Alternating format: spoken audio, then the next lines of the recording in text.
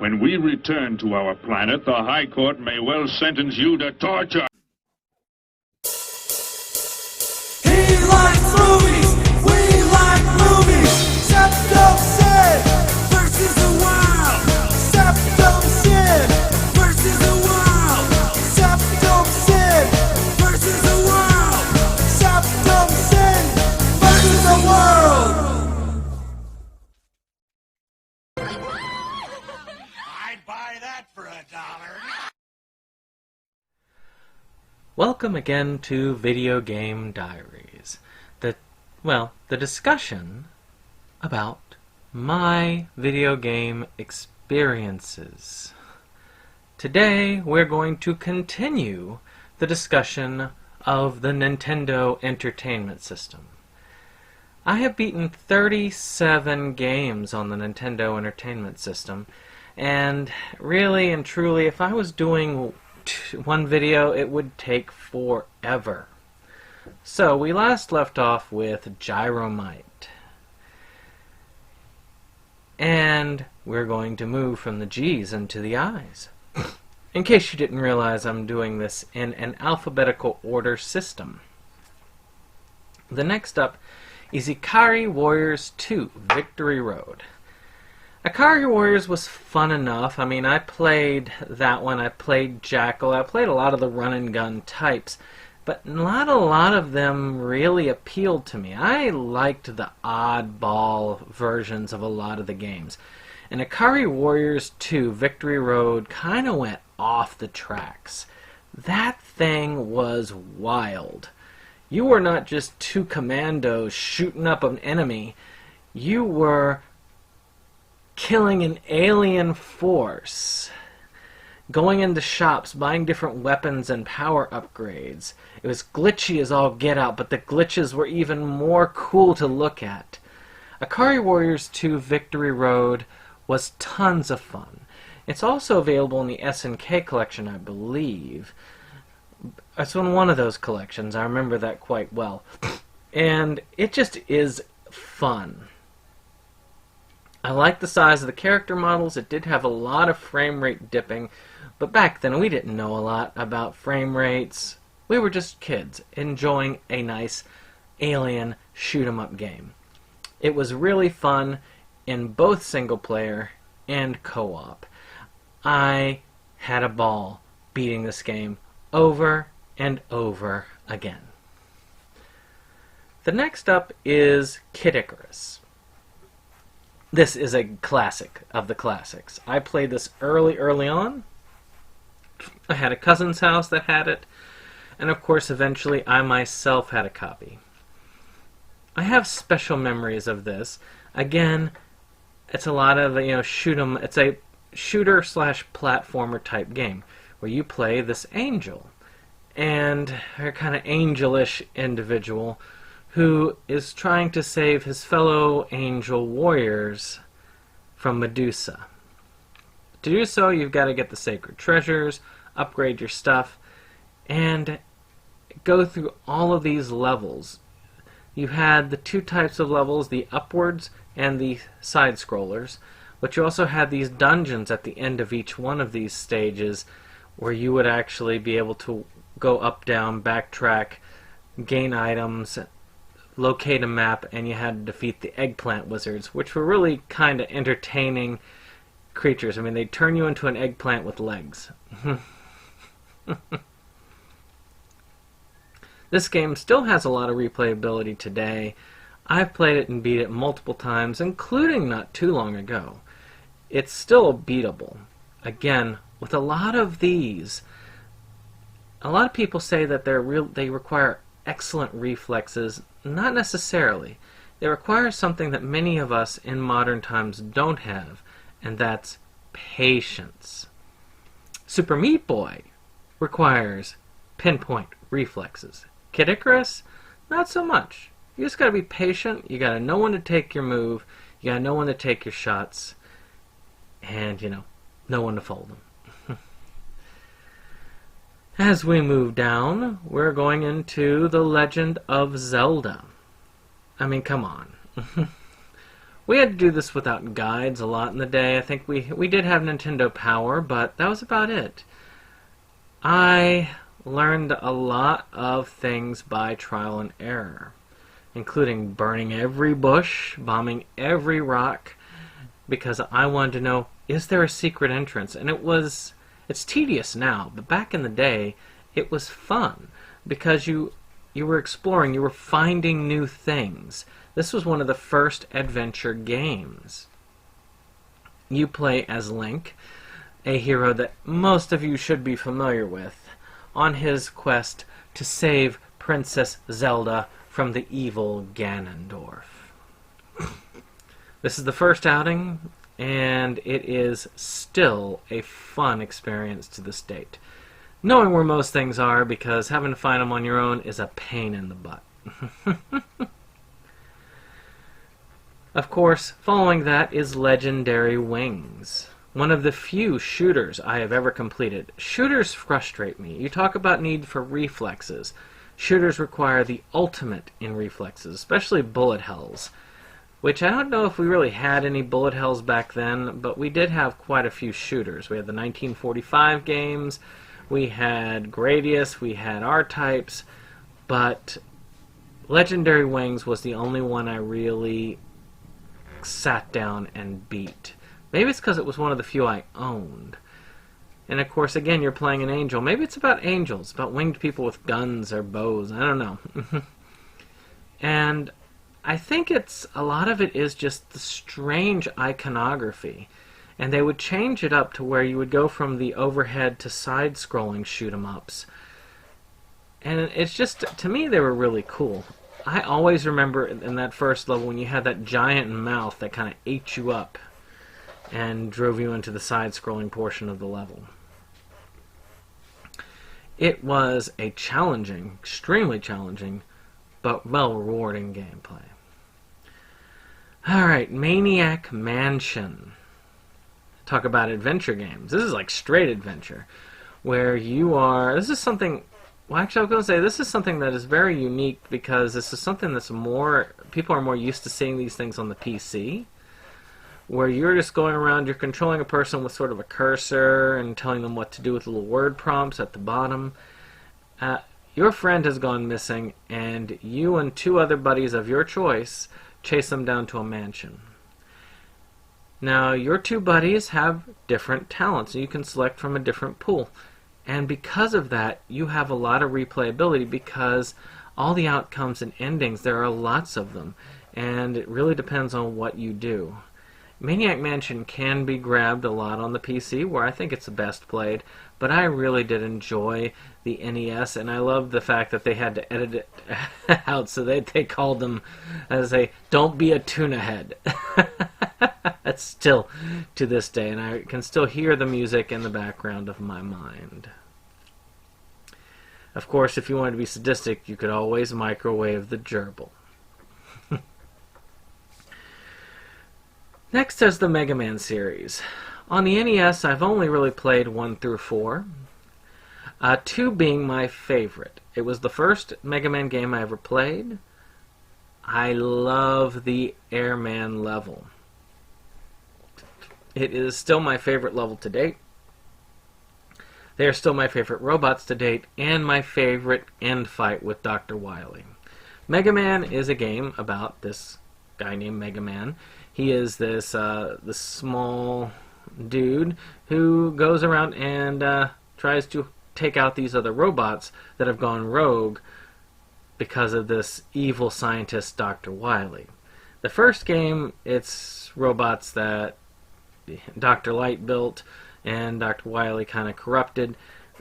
2 through 4 are the ones that Dr. Wily built. And you go through each stage, you beat them all, then you go through the Dr. Wily stages and you beat him. Gameplay is the same all throughout. Mega Man 1 was the hardest. It is still, to my experience, one of the hardest ones, even though it has the fewest robot bosses. Mega Man 3 was probably the easiest I've played out of the 4 that I have here, and Mega Man 4 was kind of forgettable for me. I really liked Mega Man 3 because, whereas Mega Man 2, you had Rush, and again, I love Mega Man 2 the most, and Rush helped you out, but 3 really innovated what you could do with Rush, better than anything else. It was after 3 that that they kind of stopped having the robot powers be super useful in the stages. Usually you gain the power from the robots you killed, and those robot powers they'll help you beat or cheese one of the other bosses in the game.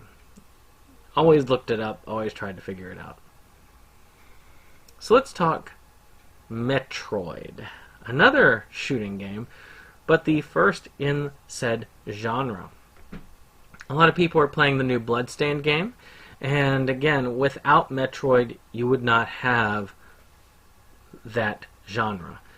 You can't have Metroidvanias without the Castlevania series, and we talked about that in our last video. But also, without Metroid, you would never have it. And we're not talking your Metroid Primes. Ain't first person. You actually went in and you went through these dungeons, you explored the planet, you got your upgrades so that you get to different corners of the planet, fought nasty bosses, and eventually took out the villain. To me, Metroid still holds up. I've really enjoyed it. When I originally found out that the one that you were controlling was a female, and you found out Samus is a female character, that was a huge surprise. I know many people thought in the day, I mean, they always think of her as a woman. But not when it first came out. We didn't realize that until the end. Again, the internet really wasn't widely available back in those days. It wasn't until we either read it in a Nintendo Power, heard it from a friend, and most of the time didn't believe it, because that just didn't happen, or beat the game and found out for ourselves. It also used this code system so you could continue. And you could type in some really cool codes, like you could have a code to have her start without the armor on, so that you could go through with her in just the basic, what we call female mode the entire time. And again, it was fun, it was cool. Next up we have Mickey Mousecapades. Mickey's been in a lot of things. Mickey and Minnie have been also in a lot of things, and hearing about Minnie Mouse's death, well, I should say Minnie Mouse's voice actress's death, it brings me back to this. Again, a shooter. There were a lot of shooters back in the day, but an exploration type shooter. You're in this strange mansion or other level or different level types, and you would shoot these little stars. And this was insanely hard, but the villains would be related to different Disney type cartoons. And as a child, it was, very appealing. As an adult, not so much. Doesn't hold up as much to me, but hard as nails. I am surprised I managed to stick through and beat this. My frustration level was much higher. It was much easier for me to want to give up. Yet, these games, I didn't give up. I think it's because I had so few of them. I mean, yes, I've beaten a lot of them, but we're talking over a long period of time. I might get 2 games in a year sometimes, because they're expensive. And we weren't exactly that wealthy when I was growing up. But, still. When they started having a used market, it was much easier to pick up some of these games, especially after the Super Nintendo came out, and I didn't get that until a couple years, like about a year into its cycle. So again, that's when Nintendo games started really falling in price. Not so much now.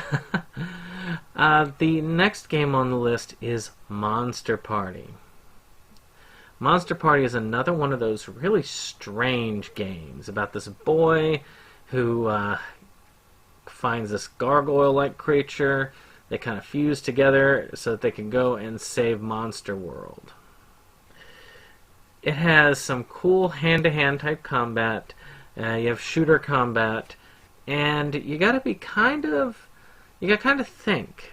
They've got different puzzle mechanics, and even the combat for bosses really reflects on how you reflect their attacks back on them.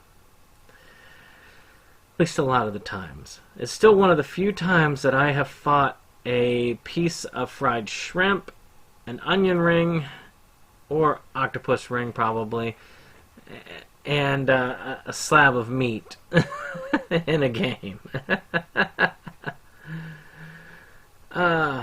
Moving through that, there was a game I borrowed a lot, and I did beat a lot of these games through borrowing. This one I can't remember whether I borrowed it from friends or from a rental store, but that was Pirates.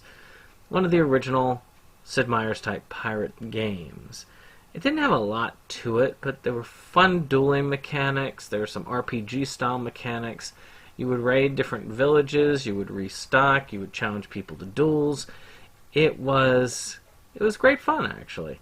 I enjoyed it, and I kept playing it over and over again, which is weird because the mechanics didn't change up that much, but it was just fun. It was a game you played in small periods, stopped for a while, then came back to. And I did. I came back to it a lot of times. But alas, I never kept it. Another game that's been remade a couple of times is Rygar. Now, Rygar was originally an arcade hit. It was just a side-scrolling, you throw your shield and hit the monsters type game. Nintendo altered this and made it into sort of an action-adventure game, to where you would find upgrades, go through a main hub world, and explore different places. Almost a Metroidvania style, come to think of it. Because, again, you had to get different upgrades to continue to different areas. It was really cool. I enjoyed the exploration aspect of it. I enjoyed the PlayStation 2 Rygar as well, but this particular one holds a place in my heart as one of the more entertaining action-adventure games. One I know I rented was Skate or Die. Because Skate or Die only had 2 or 3 different things. They were fun. It was basically skateboarding. You did the jousting, you did the kind of trick things, you did the downhill runs, and that was really it. You didn't do a lot in there, but you enjoyed yourself while doing it. It held hours of fun.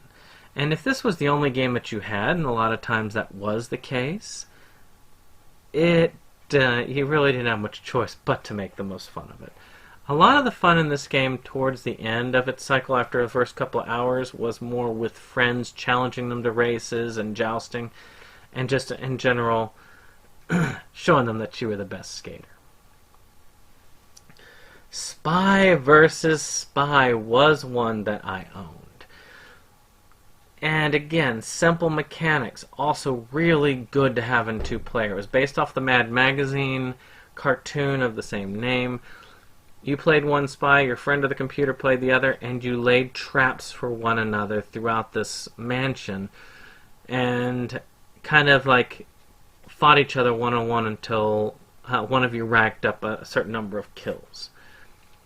Very simple concept, but still very fun. And the way that they did it, they had a lot of fun things, like I think you could dump water on somebody, you could electrocute them, you could blow them up. I mean, what's Spy vs. Spy without explosives, right? But at the same time, though it was simple, again, simple yet fun was the name of the game. You didn't have a lot to work with back in those days.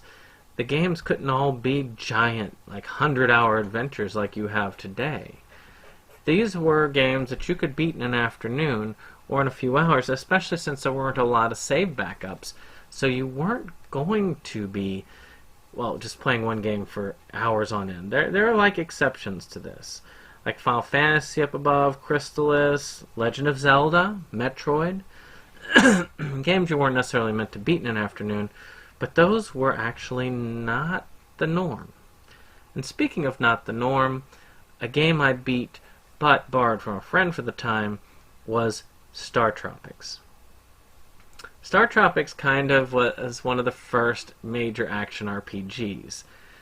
It combined a lot of Zelda-like action exploration elements with RPG elements such as going to towns, buying items, talking to people. solving problems through item management, and you were on a bunch of islands looking for your father. That was the whole of it.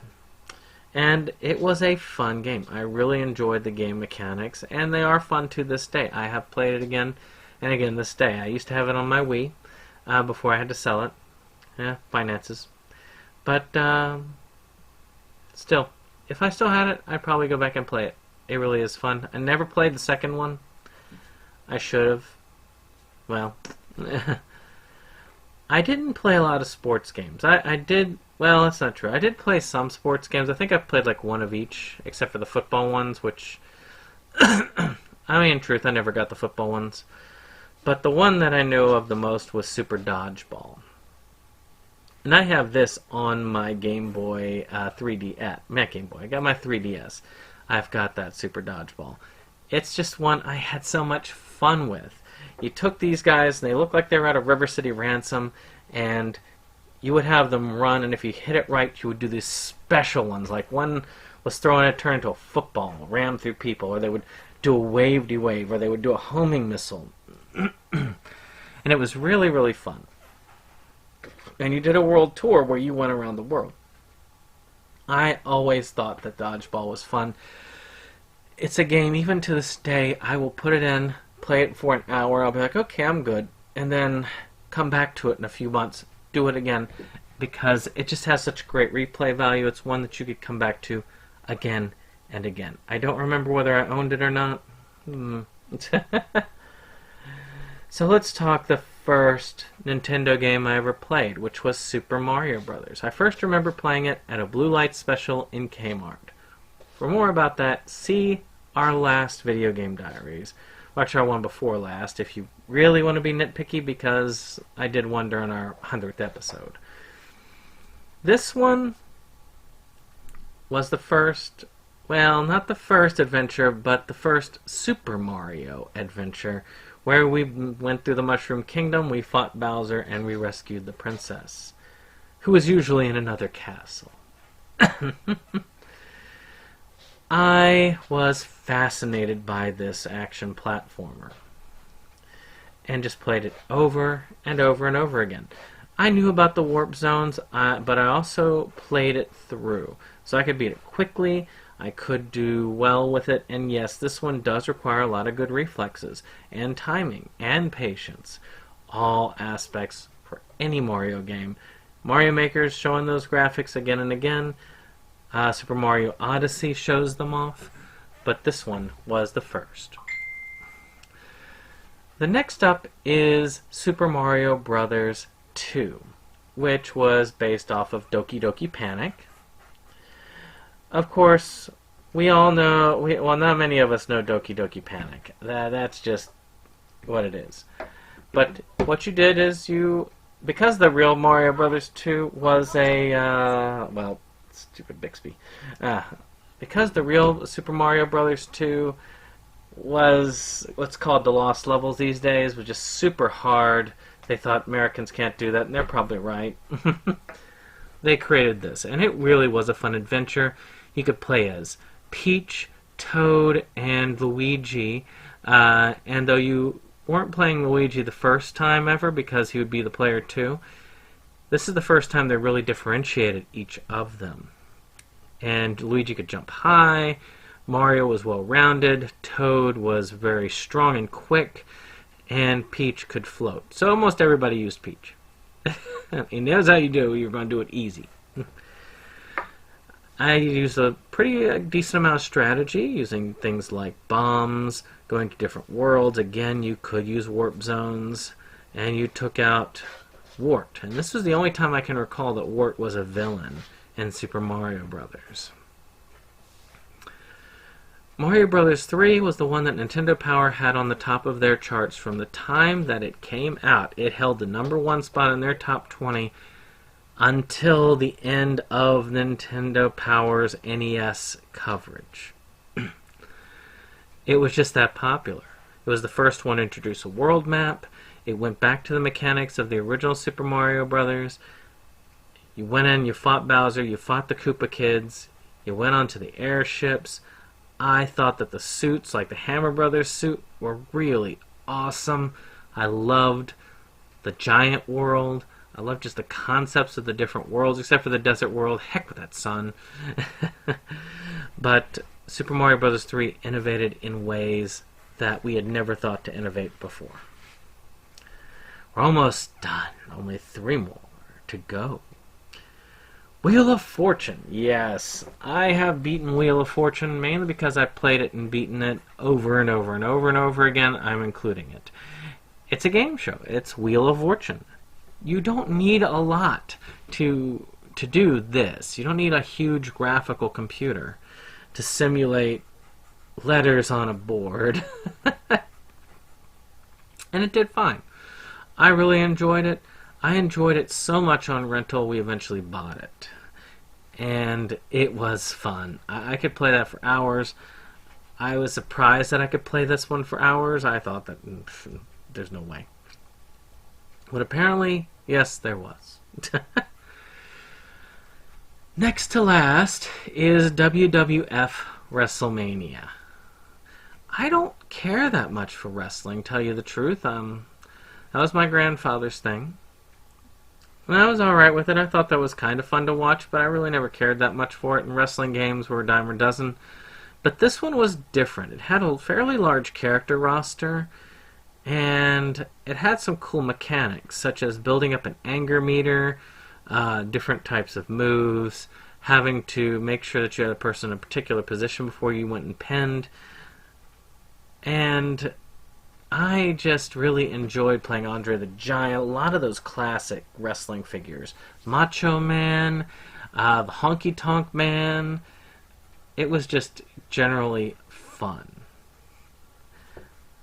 But last but not least is one that many of you will probably say is near impossible to beat these days, and many of us back then said so too, which was Zelda 2, The Adventures of Link. Talk about action RPG. This is probably the only Zelda game that was done this way. It is also one of the few direct sequels to a Zelda game. This followed directly from the very first Legend of Zelda, before they got into the weird timeline mess that came for the third one, Link to the Past, where you follow Link in a side-scrolling 2D adventure, again, still exploring an overworld, still hitting dungeons, but getting random encounters, earning XP, going to towns, getting equipment, getting different items. It was a very unique experience. And though I don't think it's the best of the Zelda games, I still feel like it's one that everyone should play. I'm hoping one day that they do an upgraded graphics version of these the first 2 games. I really think that it would be cool to reintroduce this to younger players. If you've got the internet subscription with Nintendo for the Switch, you can play these 2 games on your Switch. I'd recommend it. Well, that's everything I've beaten on the Nintendo Entertainment System. I really enjoy the system. To this day, it is one of my first real introductions to video games, and though I had known them beforehand, this was the one that really ignited a passion for liking and playing video games. What do you think of the NES? Any games that I didn't beat that you feel were like really cool or that you're really proud of? Like maybe Teenage Mutant Ninja Turtles. I couldn't do that one. that damn level. And maybe I should say that in a different way with a different spelling. But tell me in the comments below. Of course, like and subscribe if you enjoy these topics, and we will see you on the next one. Goodbye.